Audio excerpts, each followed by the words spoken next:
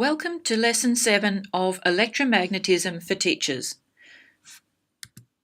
Now, last lesson we looked at induction, which is the current that gets produced whenever you have a changing magnetic field, and we looked at inductors.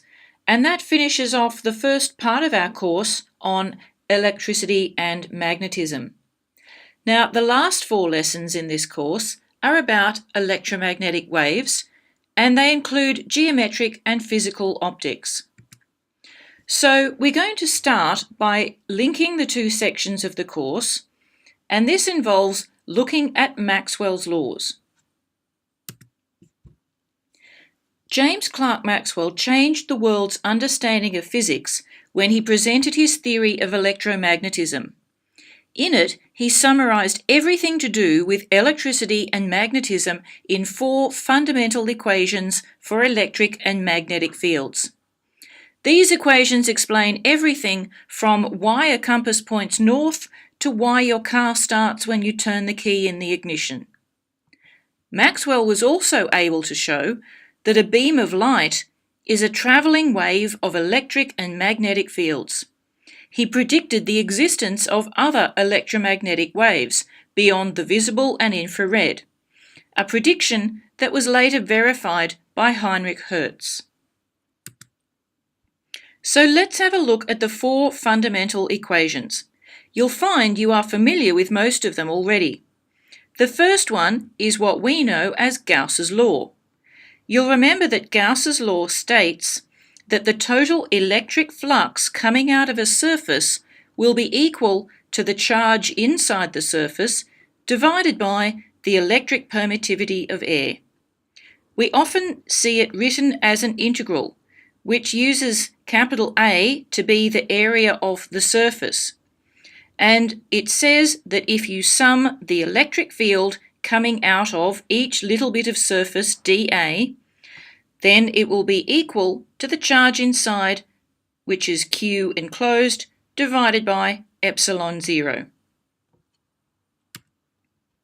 The next equation, you will also remember, is Gauss's law for magnetism.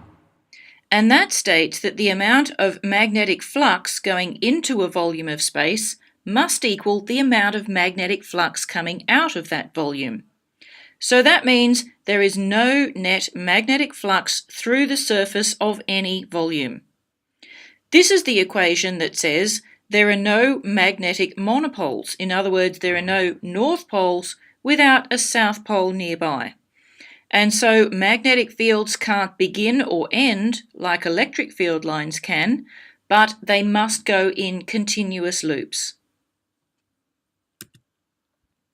The third equation is the one we know as Faraday's law. It states that if there is a magnetic flux that is changing with time, it generates an EMF. Then we found that since an EMF means there is an electric field, that there is a more general form of Faraday's law, where we can simply say that a changing magnetic field induces an electric field. The fourth equation is partly due to Ampere, but was added to by Maxwell. You remember that we used Ampere's law to find the magnetic field due to a current.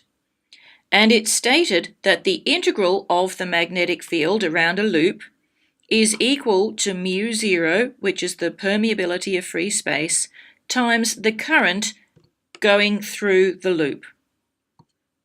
Now, Ampere's law only works for constant currents. But Maxwell looked at the fact that a changing magnetic field induces an electric field and added a term to show that the reverse is true as well, that a changing electric field generates a magnetic field. This led to the final equation, which is now called the Ampere-Maxwell law, that shows that magnetic fields are produced by 2 things: constant currents and time-varying electric fields. So the line integral of the magnetic flux around any closed loop, which is what we see in the bottom equation there, is equal to the sum of 2 things: μ0 times the current through that loop, which is the mu naught I enclosed on the right-hand side, plus mu naught E naught times the rate of change of electric flux through that loop.